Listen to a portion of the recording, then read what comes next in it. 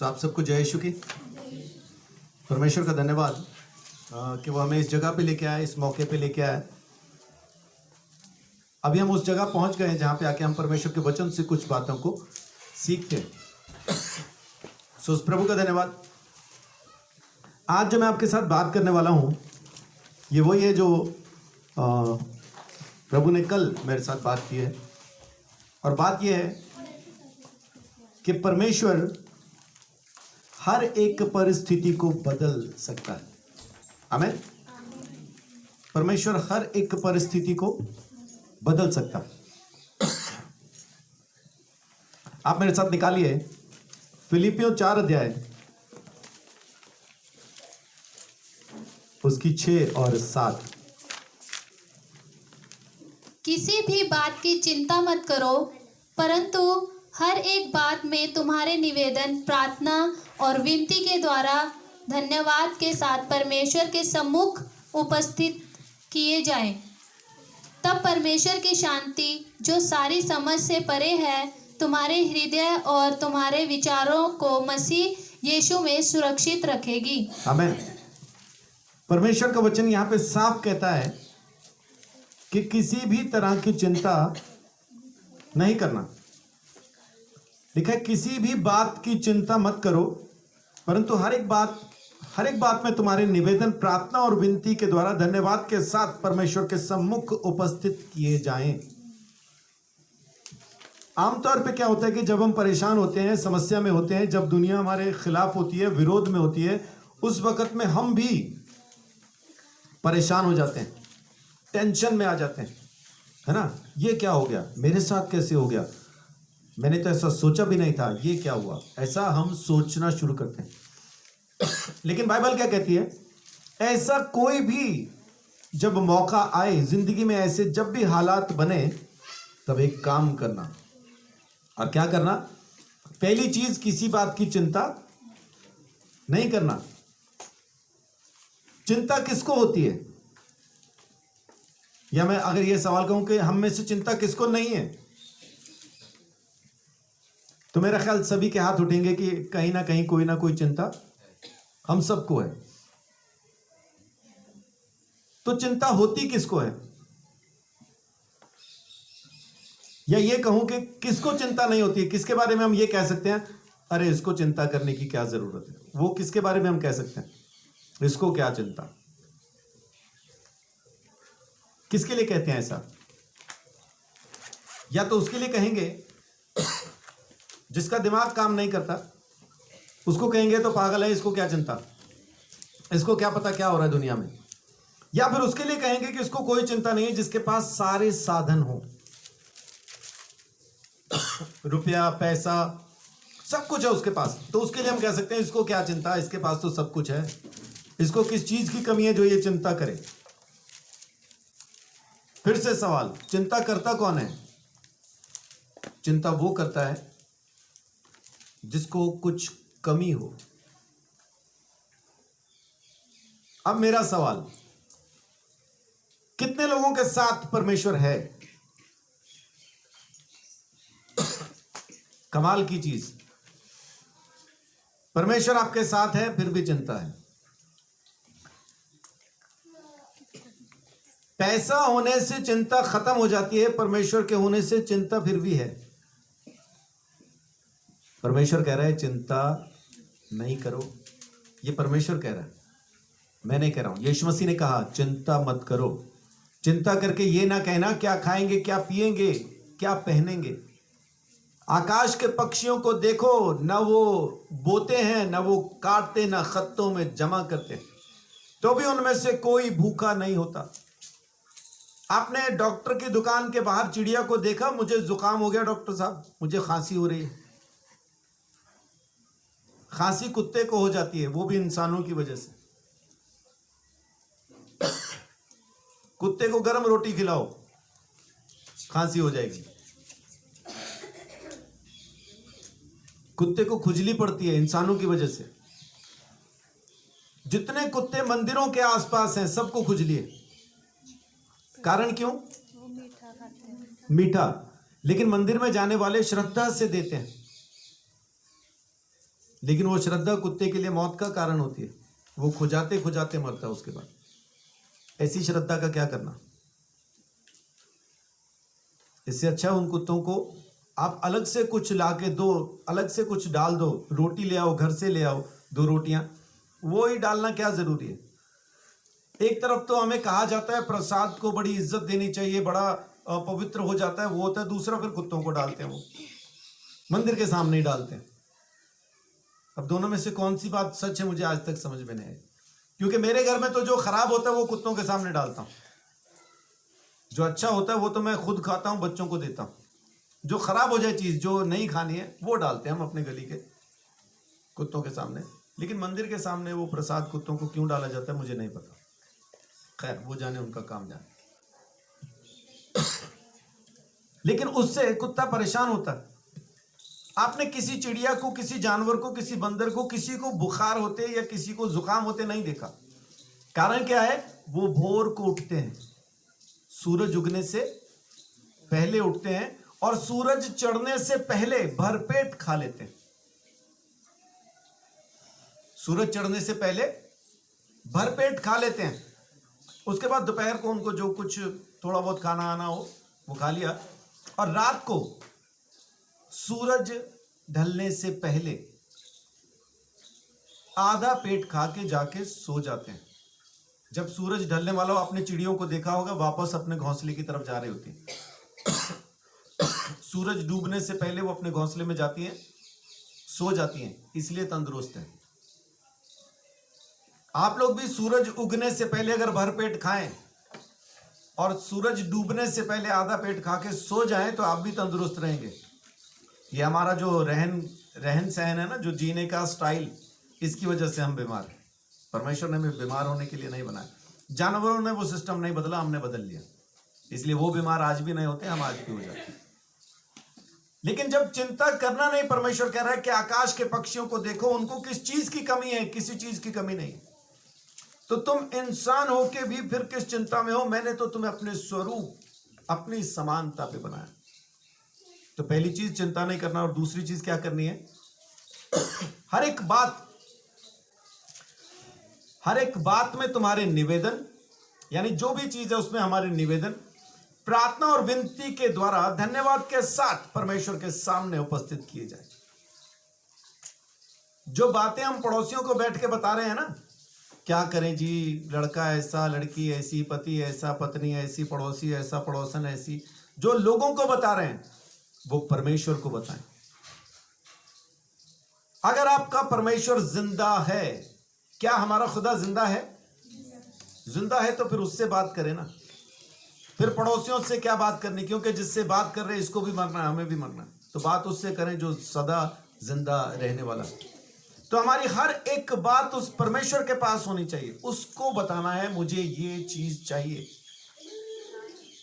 मुझे ये चीज चाहिए। जो चीज चाहिए परमेश्वर को बताएं और वो आपकी मदद करेगा। परमेश्वर ने कहा मुझे बता, मैं तुम्हारी मदद करूंगा। और सच में वही करना, अपने को चिंता नहीं करनी। पहली चीज, सब बातें उसके सामने रखनी है। और 7वीं आयत अगर आपको समझ में आए, लिखा है परमेश्वर की शांति। कब? जब हम अपनी सारी बातें उसके सामने रखेंगे, तब परमेश्वर की शांति जो सारी समझ से परे है, तुम्हारे हृदय और तुम्हारे विचारों को मसीह यीशु में सुरक्षित रखेगा। यानी हमारे विचार जो चिंता करते हैं, हमारे विचारों में जो चिंता आती है, जब हम सारी बातें अपने परमेश्वर को कहना शुरू करेंगे, तब हमारे हृदय के विचारों को भी मसीह यीशु में सुरक्षित रख दिया जाएगा। आमीन। और वहां पे हमारी चिंता खत्म हो जाती है। परमेश्वर का कलाम साफ कहता है कि चिंता नहीं करना, क्योंकि जो परमेश्वर ने हमारे लिए सोच रखा है, यिर्मयाह 29 के अंदर लिखा है,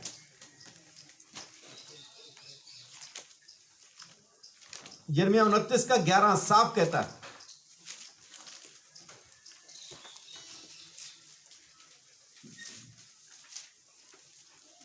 क्योंकि यहोवा की यह वाणी है कि जो कल्पनाएं मैं तुम्हारे विषय करता हूँ उन्हें मैं जानता हूँ, वे हानि की नहीं वरन कुशल ही की है। जी, परमेश्वर कह रहा है कि मैंने तुम्हारे लिए जो योजनाएं बनाई हैं उनको मैं जानता हूं, वो तुम्हारी बुराई की नहीं है बल्कि तुम्हारे कुशल की हैं, तुम्हारे भले की हैं, तुम्हारे लिए अच्छी हैं वो योजनाएं जो मैं तुम्हारे लिए बनाता हूं। तो हमें उस परमेश्वर की योजनाओं पे यकीन रखने की जरूरत है। अगर हमने उस परमेश्वर पे विश्वास किया है तो उसकी योजना पे भी विश्वास करें। हम सब कहते हैं कि परमेश्वर के मन में मेरे लिए एक योजना है, हम सब के लिए एक योजना उस परमेश्वर ने बना के रखी है, तो भी अपने हिसाब से चलना चाहते हैं, परमेश्वर से पूछ के चलना नहीं चाहते। इसी वजह से चिंता में रहते हैं। यकीन करें उसकी योजना पे। आज की तारीख में अगर कुछ गलत होता हुआ भी आपको दिखाई दे तो टेंशन नहीं लेना। यही कहा है परमेश्वर ने, चिंता ना कर, मैंने तेरे बारे में जो सोचा है अच्छा सोचा है, अच्छा सोचा है, हमारी भलाई की बात है। किसी को हाथ में या पांव में कांटा लग जाए तो हम क्या करते हैं? फिर हम अपनी तरफ से एक सुई लेके और उसको कुरेदते हैं, और जिसको लगा वो क्या कह रहा होता है? बस कर, दर्द हो रहा है, खून निकला है, ऐसा कह रहा होता है। हम उसको कहते हैं बस रुक जा, 2 मिनट रुक जा, हो गया हो गया, वो आ गया, सामने आ गया, हाथ में लग रहा है, हाथ में आ गया, बस अभी पकड़ा जाएगा, अभी निकल जाएगा। लेकिन जिसका निकाल रहे हैं वो क्या कह रहा होता है? बस कर, छोड़ दे, खून निकला है, दर्द हो गया, ये हो गया, वो हो गया। लेकिन हम छोड़ते हैं क्या? क्यों नहीं छोड़ते? क्योंकि मालूम है कि अगर अंदर रहेगा तो इसमें जख्म और बढ़ेगा, इसमें पस पड़ जाएगी, इसका दर्द और बढ़ता जाएगा। जब तक निकलेगा नहीं इसको आराम नहीं आएगा। लेकिन जिसका निकल रहा होता है वो सोचता है कि ये ज्यादा, तूने तो पहले से ज्यादा गड्ढा कर दिया, कई लोग बोलते हैं। कांटा तो छोटा सा था, सुई से तूने सारा गड्ढा बना दिया। क्योंकि निकालना वैसे ही होता है वो, ताकि अंदर टूट भी ना जाए। तो कभी कभी परमेश्वर हमारे शरीर में लगे उस कांटे को निकाल रहा होता है और हम परमेश्वर को कह रहे थे बस कर, तूने तो और तकलीफ दे दी, पहले से ज्यादा बढ़ गई, क्या फायदा हुआ प्रार्थना करके, चर्च जाके उपवास रख के, क्या फायदा, दर्द तो पहले से ज्यादा हो गया। लेकिन असल में वो कुरेद के आपके उस कांटे को निकाल देना चाहता।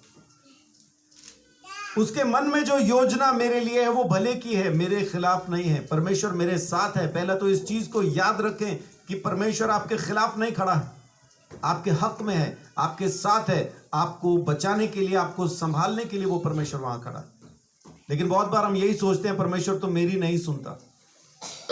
बहुत लोगों ने मेरे सामने ये प्रार्थना इस तरह से कह के दी है, पास्टर जी आप प्रार्थना करना, आपकी तो परमेश्वर सुनता है। मतलब क्या? आपकी नहीं सुनता? सुनता है, लेकिन वो क्या बोलते हैं? नहीं, आपकी ज्यादा सुनता है या आपकी जल्दी सुनता है। वैसा कुछ नहीं, वैसा कुछ नहीं। परमेश्वर मेरा अलग से रिश्तेदार नहीं है, वो हम सब का पिता है और बराबर प्रेम करता है, किसी से ना कम ना किसी से ज्यादा। वो इस वजह से मेरी नहीं सुनता कि ये पास्टर है इसकी मुझे सुननी पड़ेगी, तुम तो विश्वासी हो, चलो देखेंगे कभी सुन लेंगे, वैसा नहीं है। हम सब उसकी नजर में एक जैसे ही हैं, हम सब उसकी नजर में भेड़े हैं, है ना। कोई भी भेड़ अलग से किसी और वैरायटी की नहीं है, सब भेड़े हैं, एक ही प्रजाति हैं, एक ही तरह के, हम सब उसके सामने एक जैसे। हाँ, उसका अनुग्रह कि उसने मुझे यहाँ पे बिठाया ताकि मैं बोलूं, और उसका अनुग्रह कि उसने आपको यहाँ बिठाया ताकि आप सुने और सीखें। तो हम सब हैं तो एक ही जगह में, बस कोई बोलने वाला है, कोई सुनने वाला है, कोई करने वाला और कोई चीजों को देखने वाला। किस तरह से होती है, अलग अलग वरदान के साथ लोग काम कर रहे हैं। देखिए व्यवस्था विवरण 31 अध्याय,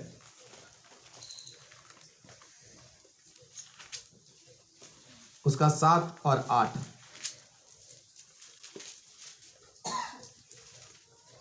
तब मूसा ने यहोशू को बुलाकर सब इस्राएलियों के सम्मुख कहा, तू हियाव बांध और दृढ़ हो जा, क्योंकि इन लोगों के संग उस देश में जिसे यहोवा ने इनके पूर्वजों से शपथ खाकर देने को कहा था तू जाएगा, और तू इनको उसका अधिकारी कर देगा। परमेश्वर ने एक योजना बनाई यहोशू के लिए कि मैं तुझे लेके जाऊंगा और तुझे मैं उस देश का अधिकारी कर दूंगा। मूसा ने उसको खड़े करके कहा, परमेश्वर ने तेरे लिए ये योजना बनाई है। यहोशू ने कुछ नहीं कहा सामने से, उसने ये नहीं कहा नहीं ये हो नहीं सकता, ऐसा नहीं। उसको मालूम है परमेश्वर साथ में है तो मैं देश ले लूंगा। उसको आसान लगा, परमेश्वर साथ में है तो मैं दुनिया को जीत सकता हूं, उसको ऐसा लगा, और उसको सच लगा। क्योंकि परमेश्वर साथ है, फिर डरने की क्या बात है। वो अपनी सारी सामर्थ के साथ हमारे साथ है, तो हम इंसान से क्यों डरें? हम एक गीत गाते हैं ना अक्सर, जब यहोवा है मेरी तरफ तो क्या बिगाड़ेगा इंसान मेरा। हम क्या कह रहे होते हैं? इंसान बिगाड़ने आ गया, अब परमेश्वर क्या कर लेगा? ऐसा नहीं है।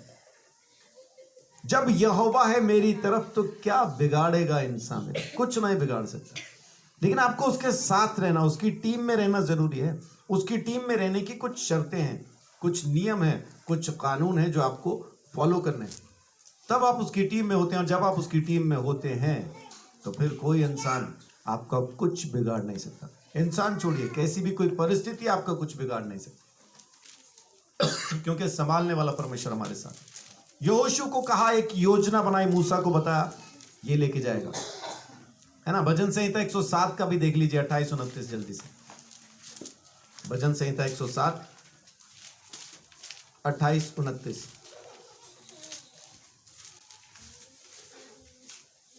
तब वे संकट में यहोवा की दोहाई देते हैं और वह उनको सकेती से निकालता है।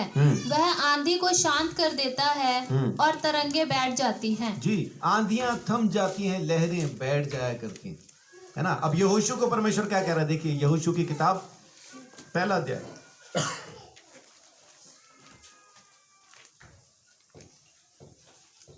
व्यवस्था विवरण के बाद यहोशू 1 अध्याय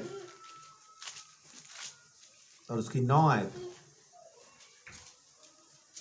क्या मैंने तुझे आज्ञा नहीं दी, हियाव बांधकर दृढ़ हो जा। अभी थोड़ी देर पहले हमने क्या पढ़ा था? परमेश्वर ने क्या कहा मूसा को कि यहोशू को कहा हियाव बांध दृढ़ हो जा।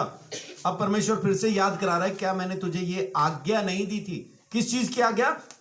कि हिम्मत कर, मजबूत हो जा। ये आज्ञा है, सलाह नहीं है परमेश्वर की। ये आज्ञा है उस खुदा की कि हिम्मत कर और मजबूत हो जा, हियाव बांध दृढ़ हो जा। आगे, भय ना खा हाँ, और तेरा मन कच्चा ना हो। जी, भय ना खा, तेरा मन कच्चा ना हो, क्योंकि जहां जहां तू जाएगा वहां वहां तेरा परमेश्वर यहोवा तेरे संग रहेगा। आमीन। हिम्मत बांधने का कारण क्या है? क्योंकि जहां जहां तू जाएगा वहां वहां तेरा परमेश्वर यहोवा तेरे संग होगा। आमीन। और यीशु मसीह ने क्या कहा? जगत के अंत तक मैं सदा तुम्हारे साथ हूं, और देखो मैं तुम्हें अनाथ न छोड़ूंगा। ये वायदा है उसका।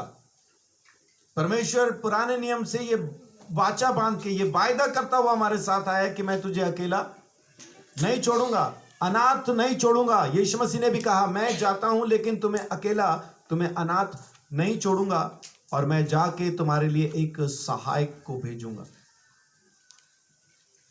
परमेश्वर ने हमें कभी अकेला नहीं छोड़ा, कभी भी नहीं छोड़ा। अपने वायदे का वो सच्चा और पक्का परमेश्वर है।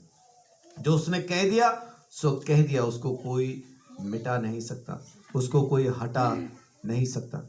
वो परमेश्वर साथ में है। और मूसा, इसको यहोशू को भी ये कहा कि टेंशन न ले, मैं तेरे साथ हूं।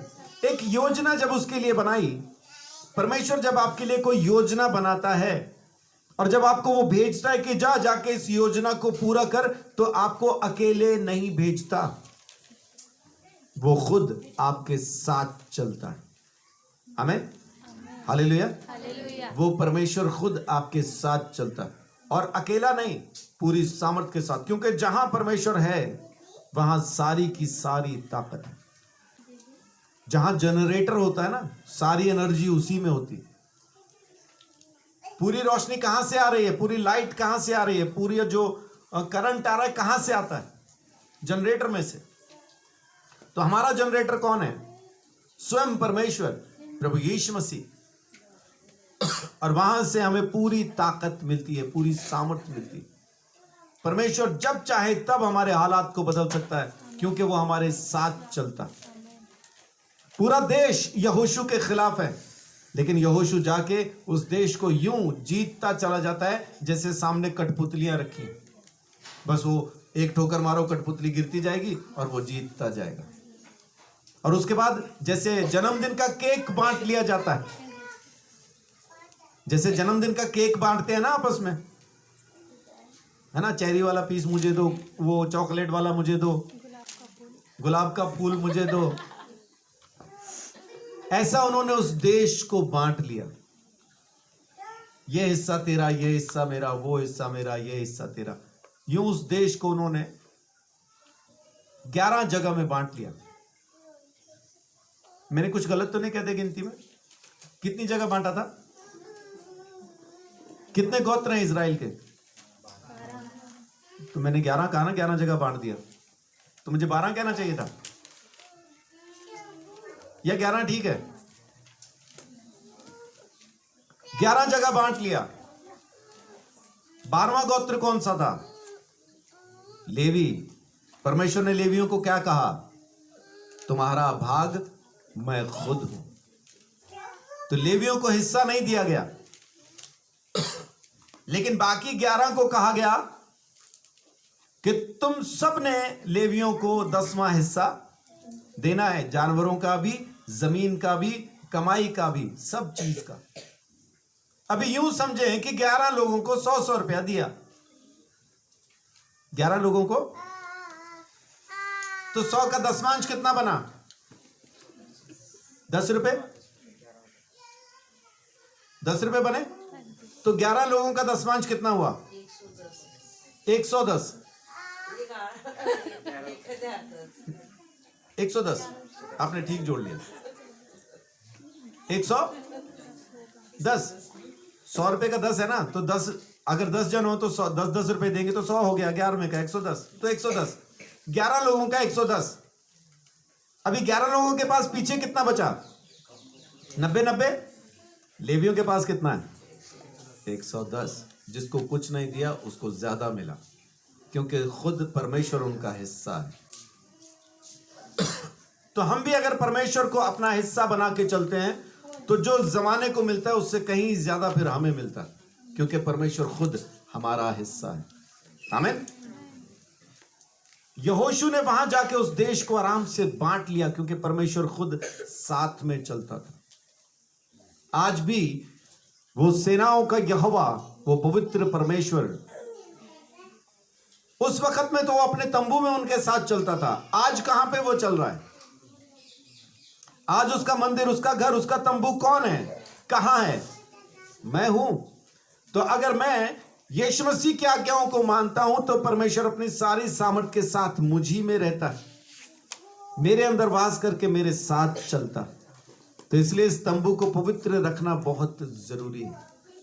इसको शुद्ध रखना, साफ रखना, पवित्र रखना बहुत जरूरी है, बहुत ज्यादा जरूरी है। ठीक है, मैं इसको खराब करता हूं, गंदा करता हूं, लेकिन इसको गंदे करते रहना मेरा काम नहीं है। इसको पवित्र बना के रखना मेरा काम है। ये मुझे सौंप दिया गया है कि मैं इसको पवित्र बना के रखूं। आमीन। देखिए, जब परमेश्वर हमको लेके चलना चाहता है, नीति वचन 3 अध्याय,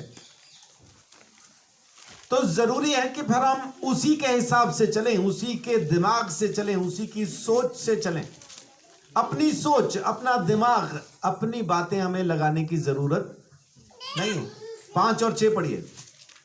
तू अपनी समझ का सहारा ना लेना, तू अपनी समझ का सहारा न लेना, वरन संपूर्ण मन से यहोवा पर भरोसा रखना। आमीन। क्या करना? संपूर्ण मन से। संपूर्ण मन का मतलब क्या है? कि मेरे मन के अंदर जरा सी भी मेरी अपनी सोच ना हो, चिंता ना हो। अगर मेरे अंदर चिंता है तो मतलब क्या? कि मैंने संपूर्ण मन से उस परमेश्वर पर यकीन नहीं किया, मैंने संपूर्ण मन से उस परमेश्वर पर यकीन नहीं किया, मेरे अंदर अभी चिंता बाकी है, मैं उसके रास्तों पे विश्वास नहीं कर पा रहा। संपूर्ण मन से यहोवा पर विश्वास रखना, भरोसा रखना, उसी को स्मरण करके सब काम करना, तब वह तेरे लिए सीधा मार्ग निकालेगा। आमीन। तो सीधा मार्ग कौन निकालेगा? परमेश्वर, वो यहोवा, वो सेनाओं का यहोवा मेरे लिए, आपके लिए सीधा मार्ग निकालेगा। लेकिन कब? जब मैं संपूर्ण मन से उस पर भरोसा रखता हूं। तब वो मेरे लिए सीधा मार्ग निकाल देगा। मेरे रास्तों को उसके हाथ में सौंप देना जरूरी है, उसके रास्तों पे मेरे लिए चलना जरूरी है। आज की तारीख में रास्ता कौन है? यीशु मसीह ने कहा मार्ग मैं हूं। और वो मार्ग किस तरह से? जब हम उसकी बातों को सुनते और मानते हैं तो वो हमारा मार्ग है, हमारा रास्ता है। यीशु मसीह की बातों को सुनना, यीशु मसीह की बातों को मानना, यही सीधा रास्ता। लेकिन कभी कभी ना हम ऐसा वीराने में, उजाड़ में ऐसा अपने आप को सोचते हैं, कोई रास्ता सूझता नहीं। हमें लगता है कुछ नहीं हो रहा है, लेकिन हो रहा है।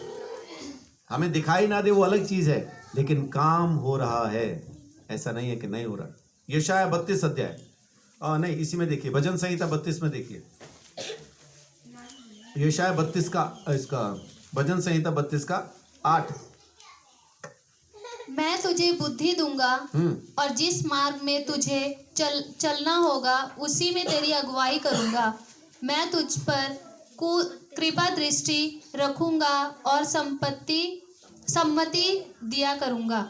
सलाह भी दूंगा, कृपा दृष्टि भी रखूंगा, मैं तुझे लेके चलूंगा, मैं तेरी अगुवाई करूंगा। सो दिक्कत की जरूरत नहीं, टेंशन की जरूरत नहीं, खुद परमेश्वर हमारे साथ चलेगा। एक बात बताएं, अगर आपको भीड़ की भीड़ मारने के लिए आ जाए तो आप बच सकते हैं क्या किसी तरह से? कैसे?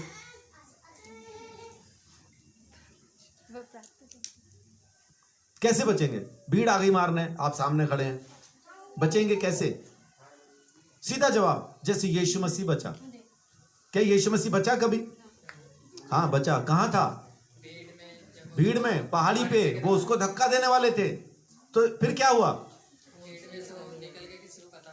भीड़ में से निकल कैसे गया? उसी को तो धक्का देने आई हुई है भीड़, उसी भीड़ में से यीशु निकल गया, उनको दिखा भी नहीं।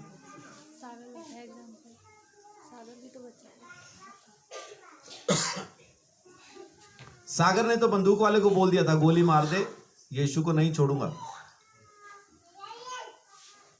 वो बोल रहा था ये बोल वो बोल, नहीं तो गोली मार देंगे। वो कह रहा मार दो, मैं ये नहीं बोलूंगा। यीशु को मैं जानता हूं, उसको पहचानता हूं, तूने गोली मारनी तो गोली तो वो नहीं मार पाया। लेकिन अगले दिन उसको फिर मिला, और फिर मिलके क्या बोलता है? मुझे माफ कर देना। ये बंदूक वाले माफिया मांग रहे उससे। कल मैंने जो कहा वो गलत था, कल मैंने जो किया वो गलत था। यीशु मसीह अगर भीड़ में से निकल सकता है तो उसी खुदा के पीछे हम भी चल रहे हैं, वो भी हमें भीड़ में से निकाल के लेके जा सकता है। आमीन। दर्शन भाई 9 लाख रुपया लेके चले थे यूपी से, और वहां के इलाके के गुंडों को मालूम था बैंक में से 9 लाख लेके जाएगा, और वो रास्ते पे बैठे हैं दोनों तरफ, इसी रास्ते से निकलना है। रिक्की भाई साथ में थे, और वो बोल रहे हैं चाचा खड़े हैं। अब क्या करें, खड़े हैं तो रास्ता वही है रेलवे स्टेशन जाने के लिए। दर्शन भाई ने फोन किया मधु बहन को, बोलते हैं प्रार्थना करो यहाँ लूटने के लिए, और जान से मार देंगे लूटने के लिए। 9 लाख रुपया वहां बहुत है। यूपी साइड में तो पहले मार देते, बाद में तलाशी लेते, चाहे बीड़ी का बंडल निकले बाद में। 9 लाख उनको मालूम था है इनके पास, वो तो मार ही देने वाले थे। मधु बहन ने आगे हम लोगों को बताया, सारे चर्च ने मिलकर प्रार्थना करना शुरू किया, और प्रभु ने काम किया। जिस रास्ते के दोनों तरफ गुंडे खड़े थे, दर्शन भाई उसी रास्ते से रेलवे स्टेशन गए, गुंडों को दिखाई नहीं दिए। दर्शन भाई और ने ट्रेन पकड़ ली, ट्रेन चल पड़ी तो उसके बाद वो फोन कर रहे, दर्शन भाई का नंबर भी था उनके पास, फोन करके पूछ रहे तू कहां है? वो बोल रहे हम तो ट्रेन में बैठे, हम तो चले गए। तो फिर वो गालियां दे रहे, निकला कहां से तू? उन्हीं के बीच में से निकले। तो अपने पास जिंदा उदाहरण है, यीशु मसीह के अलावा अपने पास चर्च में गवाही है। परमेश्वर कहता है मेरे रास्तों पे चल, मैं तुझे बताऊंगा कैसे चलना है, कहां चलना है। मैं तेरी अगुवाई भी करूंगा, सम्मति भी दूंगा, कृपा दृष्टि भी बना के रखूंगा, मैं तुझे निकाल के लेके जाऊंगा। लेकिन मेरे रास्तों पे चल, मेरे पीछे चल, अपनी समझ का सहारा नहीं लेना, संपूर्ण मन से मुझी पर भरोसा रखना। और जब आप ऐसा करते हैं तब आपके लिए वो एक अनोखा रास्ता खोलता, अनोखा रास्ता। ना सड़क होती है, ना फ्लाईओवर्स होते हैं, ना किश्ती होती है, ना जहाज होते हैं, समुद्र दो हिस्से हो जाता। जहां आके हमको लगता है ना यहां रास्ता खत्म हो गया, वहां परमेश्वर का रास्ता खुल जाता है। आमीन। तो उसके पीछे चलना, वो कहता है मैं तुझे लेके चलूंगा, जब कुछ दिखाई ना दे तब वो है। यशाया 43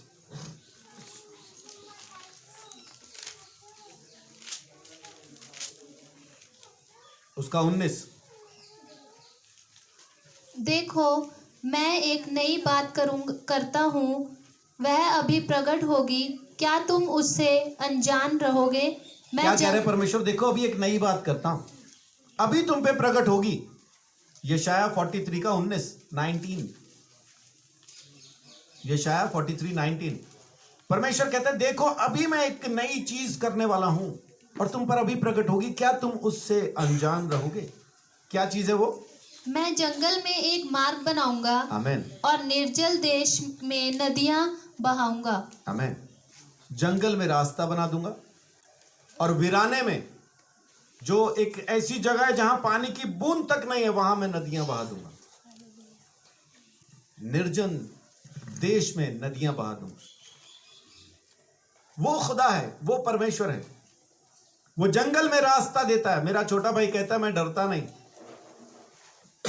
एक दिन घर में नाराज हो गया, कई साल पहले की बात है, और गुस्से में आके घग्गर के किनारे, वहां पे हमारे पंचकुला में सेक्टर 21 के पास ही एक बरसाती नदी जिसका नाम घग्गर है, जो इधर अंबाला में से भी होके गुजरती है, उसके किनारे जाके बैठ गया। वो कोई बहुत बड़ा जंगल नहीं है, यूं सीधा क्रॉस करें तो मेरे ख्याल आधा किलोमीटर का जंगल है वो।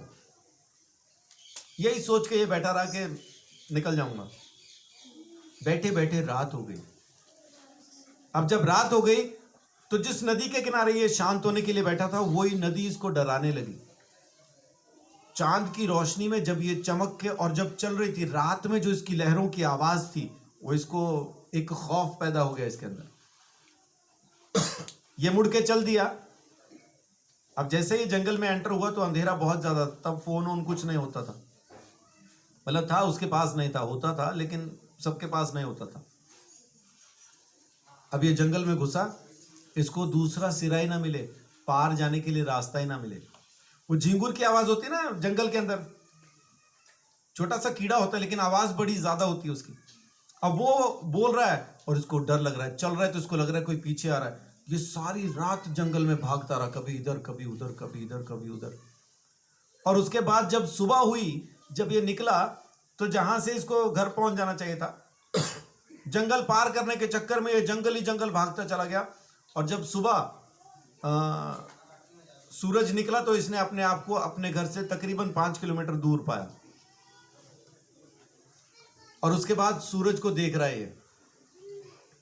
फिर एक छोटी सी पहाड़ी थी, वहां पे उस पे बैठ गया और काफी देर तक सूरज देखता रहा। और फिर मेरे को घर आके बता रहा है, कह रहा भाई कल रात मेरे को पता चला असल में डर क्या होता है, और मेरे को जिंदगी में पहली बार सूरज बहुत अच्छा लगा।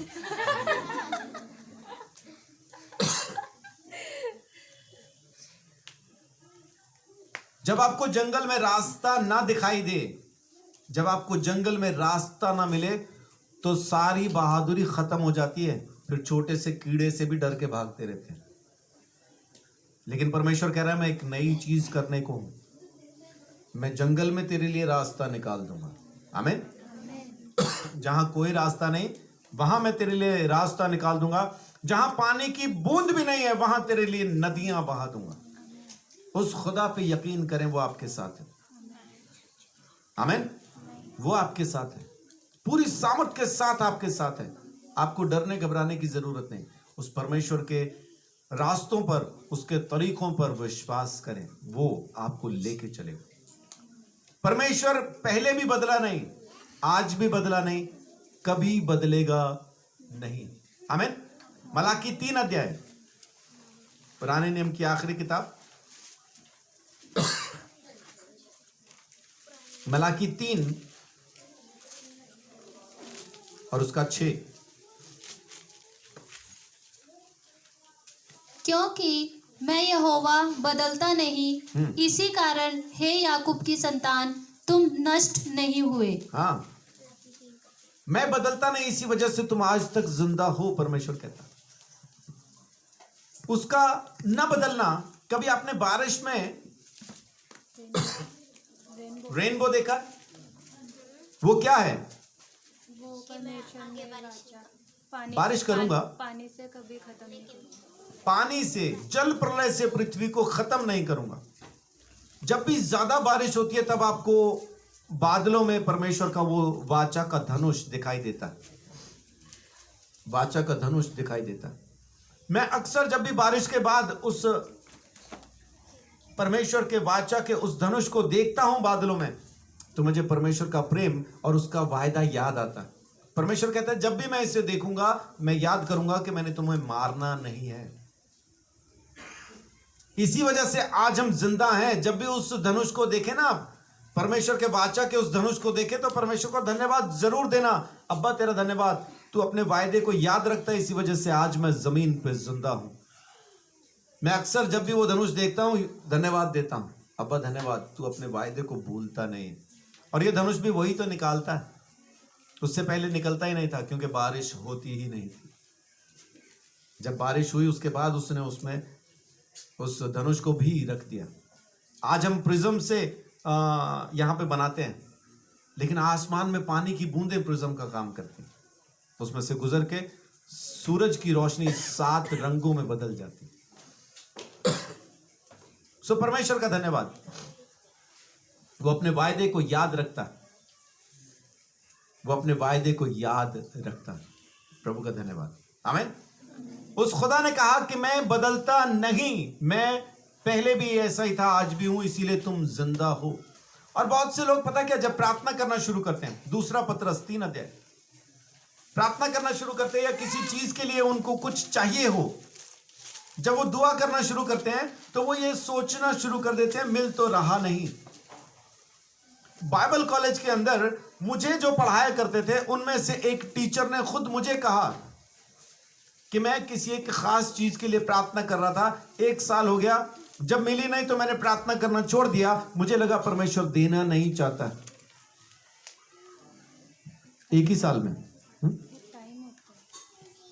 मेरी माँ ने 18 साल प्रार्थना की मेरे बदल जाने के लिए। अगर 1 साल में मेरी माँ ने प्रार्थना छोड़ दी होती तो मैंने भी ये देह कभी की छोड़ दी होती। मेरी माँ ने प्रार्थना नहीं छोड़ी, इसलिए मैं आज तक आपके सामने जिंदा बैठा हूं। बहुत से लोग ऐसा सोचते हैं कि देर हो गई, अब क्या फायदा, अब तो कुछ फायदा नहीं है, अब तो बहुत कुछ खत्म हो गया, अब क्या फायदा। कोई फायदा नहीं, ऐसा नहीं है। देखिए 3:9 में क्या लिखा है? प्रभु अपनी प्रतिज्ञा के विषय में देर नहीं करता। लिखा है परमेश्वर अपनी प्रतिज्ञा के विषय में देर नहीं करता। वो देर नहीं करता, वो सही समय पे आपको वो देगा जब आपको चाहिए। जिस वक्त आपको वो चाहिए नहीं तो लेके रख के क्या करना आपने, जब चाहिए तभी तो चाहिए। अब मुझे सर्दी का समय है, नहाने के लिए सुबह गर्म पानी चाहिए, और मैं गया हूं बाहर किसी जगह पे प्रचार करने, और मैं रात को ही उनके सिर हो जाऊं, नहीं मेरे को तो गर्म बाल्टी करके अभी दे दो, एक बाल्टी गर्म पानी की अभी दे दो, मैंने सुबह सुबह नहाना है, लेके रख लूं, फिर सुबह जब नहाऊंगा तब क्या होगा? पानी ठंडा हो जाएगा। तो आप लेके रख के करेंगे क्या? जब आपको चाहिए तब चाहिए ना। तो परमेश्वर आपको सही समय पे देगा। आपको सुबह 1 बाल्टी गर्म पानी चाहिए, सुबह मिल जाएगा, उस टाइम आप आराम से नहा पाएंगे। रात को ही लेके रख लेंगे तो सुबह फिर ठंडे से ही नहाना। बहुत से लोग सोचते हैं परमेश्वर सुन नहीं रहा, देर कर दी, देर कर दी। देर नहीं करता, वो वायदे का सच्चा और पक्का है, अपनी प्रतिज्ञा को पूरा करने में देर नहीं करता। यीशु मसीह कब पैदा हुआ? गलातियों 4:4 में लिखा है जब सही समय आया तब पैदा हुआ। लिखा है जब समय पूरा हुआ तब यीशु मसीह पैदा हुआ। गलातियों 4:4 में लिखा, जब समय पूरा हुआ तब यीशु मसीह पैदा हुआ।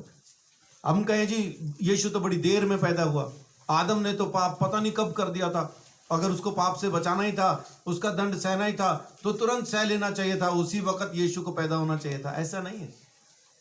जब समय पूरा हुआ, जब सही समय आया तब यीशु पैदा हुआ। तो परमेश्वर अपने वायदे को सही समय पे पूरा करता है। वो आगे पीछे उसको वो नहीं करता है। उसने कभी छोड़ा नहीं आपको, वो बदला नहीं है, वो एक सा ही है ना। इब्रानियों 13 अध्याय उसकी 8 आयत,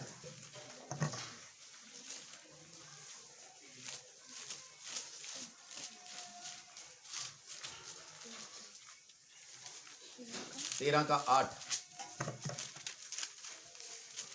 यीशु मसीह कल और आज और युगानुयुग एक सा है। यीशु मसीह कल, आज और युगान युग एक सा है। वो बदला नहीं, वो एक सा ही है और वैसा ही वो रहने वाला है। लेकिन उसके साथ रहने के लिए, जैसे कि मैंने कहा था कि कुछ शर्तें हैं, रोमियो 12 अध्याय, वो आपको पूरा करना जरूरी है। जब आप उसकी शर्तों को पूरा कर देते हैं तो वो पूरी तरह से आपके साथ रहता है, आपको अकेला छोड़ता नहीं। 12 का 1-2। इसलिए हे भाइयों, मैं तुमसे परमेश्वर की दया स्मरण दिलाकर विनती करता हूँ कि अपने शरीरों को जीवित और पवित्र और परमेश्वर को भावता हुआ बलिदान करके चढ़ाओ, यही तुम्हारी आत्मिक सेवा है। जी, इस संसार के सदृश ना बनो, परंतु तुम्हारे मन के नए हो जाने से तुम्हारा चाल चलन भी बदलता जाए, जिससे तुम परमेश्वर की भली और भावती और सिद्ध इच्छा अनुभव से मालूम करते रहो। परमेश्वर की सिद्ध इच्छा अनुभव से पता चलेगी। अनुभव कब होगा? जब आप किसी चीज को करना शुरू करते हैं। क्या पहली बार में जो जितनी बहनें, जितने यहाँ पे लोग हैं जो रोटी बनाते हैं, क्या पहली बार में गोल रोटी बनानी आ गई थी? पहली बार में फूलने लगी थी? या पहले वो बिल्कुल प्लेट जैसी रोटियां बनती थी, है ना, ऐसा फेंक के दो तो गर्दन काट दे, वैसी बनती थी ना। धीरे धीरे धीरे धीरे आपको रोटी बनानी आई, आटा गूंदना आया, रोटी नरम बनने लगी, फूलने लगी, फिर वो देर तक भी नरम रहती है। कुछ की रोटियां आज भी ऐसी हैं कि देर तक वो नरम नहीं रहती, है ना। उसको छोड़ दो 10, 15, 20 मिनट के बाद जैसे वो ठंडी होंगी अकड़ जाएंगी, जैसे रोटी मर गई हो, है ना, मुर्दा अकड़ जाता है ना, तो वैसा रोटी कुछ लोगों की अकड़ जाती है। कुछ लोगों की रोटी ऐसी है वो दूसरे दिन भी खाओ तो नरम रहती है, दूसरे दिन भी खाओ तो।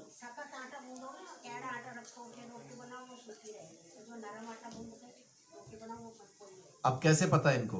अनुभव से। परमेश्वर की सिद्ध इच्छा आपको कैसे पता चलेगी? अनुभव से।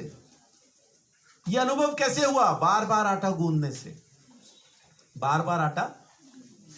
तो परमेश्वर की इच्छा को कैसे समझ पाएंगे? बार बार उसकी आज्ञा मानने से, बार बार उसके वचन में रहने से, बार बार उसकी इच्छा को पूरा करने से। तब आपको परमेश्वर की सिद्ध और भली और भावती हुई इच्छा समझ में आने लगी। जब तक आप उसको बार बार पूरा नहीं कर रहे हैं, परमेश्वर की इच्छा भी आपको समझ में, क्योंकि आपको अनुभव नहीं है। जिससे मुझे अनुभव नहीं है रोटी बनाने का। बनाने के लिए एक ही बार बनाई थी, पता नहीं कितनी जगह से जली, और अलग अलग देश के नक्शे थे वो। उसके बाद मैंने उसके लिए रोटी नहीं बनाई, चावल बना देता हूं। अब तो खैर वो भी मुझे जरूरत नहीं पड़ती, अब तो उसको खुद ही बनानी आ गई रोटी, अब तो वो मेरे लिए बना देती। सो अनुभव, परमेश्वर की आज्ञाओं को मानने का अनुभव जब तक आपके अंदर नहीं होगा, परमेश्वर की इच्छा को समझ नहीं पाएंगे। परमेश्वर की इच्छा को समझने के लिए उसके अनुभव को समझना जरूरी है, उसकी आज्ञाओं को मानना जरूरी है। यीशु मसीह कहता है यूहन्ना 14:23 में, यीशु ने उसको उत्तर दिया, यदि कोई मुझसे प्रेम रखेगा तो वह मेरे वचन को मानेगा और मेरा पिता उससे प्रेम रखेगा और हम उसके पास आएंगे और उसके साथ वास करेंगे। परमेश्वर का वायदा, यीशु मसीह ने कहा हम आएंगे, मैं और बाप आएंगे, वास करेंगे। किसके साथ? वो जो मेरी बातों को सुन के मानता है उसके साथ। तो जब आप उसकी छावनी में उसको अपने अंदर रखना चाहते हैं, उसकी छावनी में बदल जाना चाहते हैं, तो जरूरी है कि आप उसकी आज्ञाओं को अनुभव से सीखें। उसकी आज्ञाओं को मानना थोड़ा सा दुखदायी कब है? जब आप उसको मानना शुरू करते हैं, क्योंकि तब आपको अपनी बहुत सारी आदतें छोड़नी पड़ती, बहुत सारी चीजें छोड़नी पड़ती। वो जिन चीजों को करके आप खुश होते हैं वो चीजें आपको छोड़नी पड़ती। और जैसे जैसे आप छोड़ते जाते, परमेश्वर की मर्जी को पूरा करते जाते, वो आपकी सुनने लगता, आपसे बात करने लगता, आपके लिए रास्ते खोलने लगता, आपके लिए इंतजाम करने लगता। इसमें जरूरी है कि आप प्रेम करें, खास तौर से अपने दुश्मनों से। कैसा प्रेम? जैसा आप खुद से करते हैं। यहां से शुरू करें, माफ करें अपने दुश्मनों को और उनसे प्रेम करना शुरू करें। अब इसका मतलब यह नहीं कि जा जाके गले मिलो, हम तुझसे प्रेम करते हैं, वैसा नहीं। बस वो गुस्सा, वो क्रोध, वो नफरत अपने अंदर से खत्म कर दो। जब तक आपके अंदर गुस्सा है, परमेश्वर वास नहीं करेगा। पुराने नियम से कहता आ रहा है, पुराने नियम से कहता आ रहा है। मधुबन का एक मेरे को याद है, उनके घुटने में दर्द था, काफी टाइम से था, लगातार प्रार्थना कर रहे, ठीक नहीं हो रहा। कैंट में एक मीटिंग थी जहां डेविड जोशुआ आए थे, वहां पे यही बात चल रही थी, माफ करो, प्रेम करो। मधुबन उस सभा में से उठी, बाहर गई, और बाहर जाके उन्होंने पता नहीं किसको माफ किया, मैंने पूछा भी नहीं किसको। जैसे ही उन्होंने वो किया, मेरे उसके बाद उन्होंने तुरंत मुझे वहीं पे बताया कि जैसे ही मैंने माफ किया, मेरे घुटने का दर्द अच्छा हो गया। आपको याद है? ऐसी ऐसी बातें मैं याद रखता हूं। तो वो तुरंत हुआ। बहुत सारी प्रार्थनाएं नहीं कर पाई, लेकिन मन से किसी को जब माफ किया, घुटने का दर्द खत्म हो गया। परमेश्वर आपकी प्रार्थनाओं को सुनने के लिए तैयार है, लेकिन वैसे जैसे वो चाहता। मैंने कहा ना, उसका तंबू बनने के लिए कुछ नियम है, कुछ कानून है। आप यूं ही उसका तंबू नहीं बन जाते। उसकी आज्ञाओं को मानना, यीशु मसीह की बातों को सुन के मानना बहुत जरूरी है। जब तक ये ना होगा, तब तक कुछ ना होगा। 13-14 पढ़िए, 14 का 13-14, यूहन्ना 14 का 13-14। जो कुछ तुम मेरे नाम से मांगोगे वही मैं करूंगा, कि पुत्र के द्वारा पिता की महिमा हो। यदि तुम मुझसे मेरे नाम से कुछ मांगोगे तो मैं उसे करूंगा। आमीन। यीशु मसीह क्या वायदा कर रहा है? मेरे नाम से जब तुम कुछ मांगोगे तो मैं उसको जरूर तुम्हारे लिए कर दूंगा। लेकिन जरूरी है कि पहले हम उसकी बातों को सुने और माने, फिर वो हमारी भी सुनता और मानता है। मरकुस 11 का 24 बहुत बार कह चुका हूं। यीशु क्या कहता है? जो कुछ तुमने प्रार्थना में मांगा है, प्रतीति कर लो कि मिल गया, तो वो तुम्हें मिल जाएगा। ऐसा ही यूहन्ना 15 का 7 भी, यदि तुम मुझ में बने रहो और मेरी बातें तुम में बनी रहे, तो जो चाहो मांगो तुम्हारे लिए हो जाएगा। आमीन। लेकिन जरूरी है कि हम ऐसा करें, है ना। एक आखिरी आयत पढ़ लेते हैं, उसके बाद मैं अपनी बात को यहां पे खत्म करूंगा। याकूब 5 अध्याय 14 से 15, 14 से 16 पढ़ दीजिए। याकूब 5 का 14 से 16। यदि तुम में कोई रोगी है तो कलीसिया के प्राचीनों को बुलाएं जी, और वे प्रभु के नाम से उस पर तेल मलकर उसके लिए प्रार्थना करें। जी, यहाँ पे एक चीज क्लियर कर देता हूँ, जो यूट्यूब पे मुझे सुनते हैं उनके लिए भी और हम सबके लिए भी। यहाँ पे लिखा है तेल मल के प्रार्थना करें, ये नहीं लिखा कि तेल पे प्रार्थना करके मले। लेकिन आज की तारीख में ये बड़ी दुकान चल रही है, लोग तेल पे प्रार्थना करते हो, कहते घर जाके मल लो। 200 रुपए 200 रुपए 200 रुपए, आ रहा हूँ, पैसे हाथ में रखें, 200 रुपए 200 रुपए 200 रुपए, जैसे बस में बेचते वैसा बेच रहे आजकल, है ना। वो बस वाला भी कह रहा होता है ये सिर्फ आखिरी 2 शीशियां बच गई, बाद में 25 निकाल देता। वो आखिरी 2 बोल के सब निकाल लेते, 10-10 रुपए मुझे दे दे। तो अभी चर्च में बेच रहे 200 रुपए 200 रुपए 200 रुपए, तेल की शीशी 200 रुपए 200 रुपए 200 रुपए 200 रुपए। हाँ जी, हाथ में रखो, हाथ में। आ रहा हूँ भाई साहब, आ रहा हूँ, बहन जी आ रहा हूँ। अबे यार, वचन में क्या लिखा है? तेल मल के प्रार्थना करें। दोबारा से पढ़ दीजिए वो। यदि तुम में कोई रोगी है तो कलीसिया के प्राचीनों को बुलाएं और वे प्रभु के नाम से उस पर तेल मल कर उसके लिए प्रार्थना करें। हाँ, प्रार्थना करके तेल मले नहीं लिखा, तेल मल के उसके लिए प्रार्थना करें, वो लिखा है जी।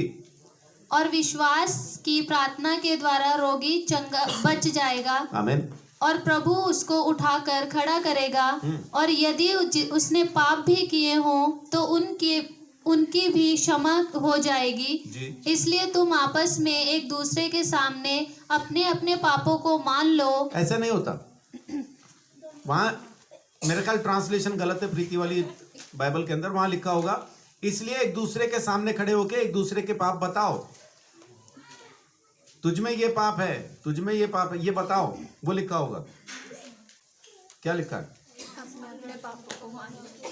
सबकी बाइबल में वही लिखा है क्या? आपकी देख लो क्या बोल रही है। मेरी वाली में तो वही लिखा है कि अपने अपने को मान लो। अगर सबकी बाइबल में वही लिखा है कि अपने अपने पापों को मान लो, तो फिर अपने अपने मानो ना, दूसरे के क्यों मनवा रहे? वचन के हिसाब से काम कीजिए, वचन के बाहर नहीं जाओ। उन्होंने तेल बेचना शुरू कर दिया, हमने दूसरों को पाप बताने शुरू कर दिए। अपने अपने मानने हैं। यीशु मेरे लिए मरा है, सिंपल सी बात यह है। यीशु मेरे लिए जमीन पे आया, मेरे लिए मारा गया, गाड़ा गया, तीसरे दिन मेरे लिए मुर्दों में से जी उठा है। स्वर्ग मैं जाने वाला हूं, मुझे दूसरों का ठेका नहीं। खुशखबरी सुनानी है, वो मैं सुनाता रहूंगा। मानना हो मानो, न मानना हो ना मानो, उसका भी मेरे को कोई ठेका नहीं। लेकिन जब मैं दूसरों का वो करना शुरू कर देता हूं ना, वहां पे समस्या होती है। फिर अपने अपने पापों को एक दूसरे के सामने मान लो और एक दूसरे के लिए प्रार्थना करो जी। जिससे चंगे हो जाओ। आमीन। धर्मी जन की प्रार्थना के प्रभाव से बहुत कुछ हो सकता है। आमीन। लिखा है धर्मी जन की प्रार्थना के प्रभाव से बहुत कुछ हो सकता है। और धर्मी जन कौन है? वो जो परमेश्वर की सुनता और मानता है। उत्पत्ति 15:6 में लिखा है, अब्राहम ने परमेश्वर की इस बात पर विश्वास किया और ये बात उसके लेखे में धर्म गिनी गई। तो जब आप परमेश्वर की बात को मान लेते हैं और उसके मुताबिक काम करते हैं, तो परमेश्वर आपको धर्मी कहता है। और जब वो आपको धर्मी कहता है, तब जब आप प्रार्थना करेंगे, जो प्रार्थना करेंगे, परमेश्वर उसका प्रत्युत्तर आपको जरूर देगा। आमीन। सो परमेश्वर आपको बहुत आशीष, बड़ी बरकत दे। आज की तारीख में मैं आपको यही कहना चाहता था कि परमेश्वर जब चाहे जो चाहे कर सकता है। आपके हालात को वो कभी भी किसी भी वक्त में बदल सकता है। वो परमेश्वर जिंदा खुदा है, आपके साथ है। अपना अनुग्रह आपके ऊपर बना के रखा है उसने, और आपके हालात को उसने कभी अपने हाथ से जाने नहीं दिया। जब चाहे बदल सकता है। लेकिन एक चीज वो आपसे जरूर चाहता है, इससे पहले कि वो आपके हालात को बदले, परमेश्वर चाहता है कि आप बदल जाएं। अगर आप बदल जाते हैं तो आपके हालात को भी बदल देता है। वो इंतजार कर रहा है सिर्फ आपके बदलने का। और बदलने का मतलब ये नहीं कि आपको धर्म बदलना है, बदलने का मतलब है आपको अपने विचार बदलने, अपनी सोच बदलनी। अगर मेरी कमीज खराब हो जाए तो मैं इसको किस चीज से बदलूंगा? है ना, कमीज को मैं पैंट से नहीं बदल सकता, है ना। मेरी कमीज खराब हो गई, पर्दे बदल दो।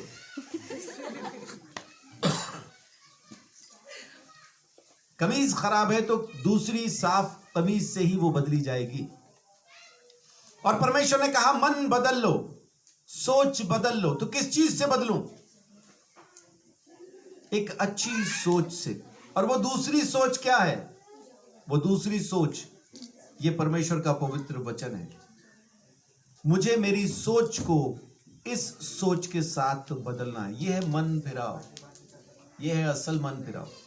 मैंने मन फिरा लिया, मतलब अब मैं अपनी सोच से नहीं चलता हूं, परमेश्वर की सोच से चलता हूं, इस वचन के मुताबिक चलता हूं। और जब आप इस वचन के मुताबिक चलने लगेंगे, परमेश्वर आपके हालात को यूं बदल देगा। उसमें ताकत तब भी थी, अब भी है, सदा रहेगी। इंतजार कर रहा है इस बात का, मैं कब बदलता हूं। मैं बदलूंगा, वो भी बदल जाएगा, वो सब कुछ बदल देगा, मेरी जिंदगी के हालात को बदल देगा। अभी वो इंतजार कर रहा है। मेरा ख्याल मलाकी के अंदर ही लिखा है, 3:6 पढ़ा था अभी हमने, उसका 7 देखिए तो क्या कहता है। मलाकी पुराने नियम की आखिरी किताब,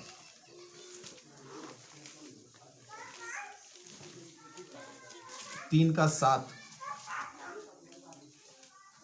अपने पुरखाओं के दिनों से तुम लोग मेरी विधियों से हटते आए हो और उनका पालन नहीं करते। तुम मेरी ओर फिरो, तब मैं भी तुम्हारी ओर फिरूंगा। आमीन। क्या लिखा है? तुम मेरी ओर फिरो, तब मैं भी तुम्हारी ओर फिरूंगा। सेनाओं के यहोवा की यही वाणी है। तो वो इंतजार कर रहा है हमारे फिरने का, वो भी हमारी तरफ फिर जाएगा। और जब वो हमारी तरफ फिर जाएगा तो हमारे हालात भी फिर जाएंगे, सब कुछ बदल जाएगा। तब वो परमेश्वर अपनी पूरी सामर्थ से हमारे साथ होगा। इस बात पे ख्याल रखें, गौर करें और परमेश्वर के अनुग्रह के अंदर चलना शुरू करें। प्रभु आप सबको बहुत आशीष, बड़ी बरकत दे।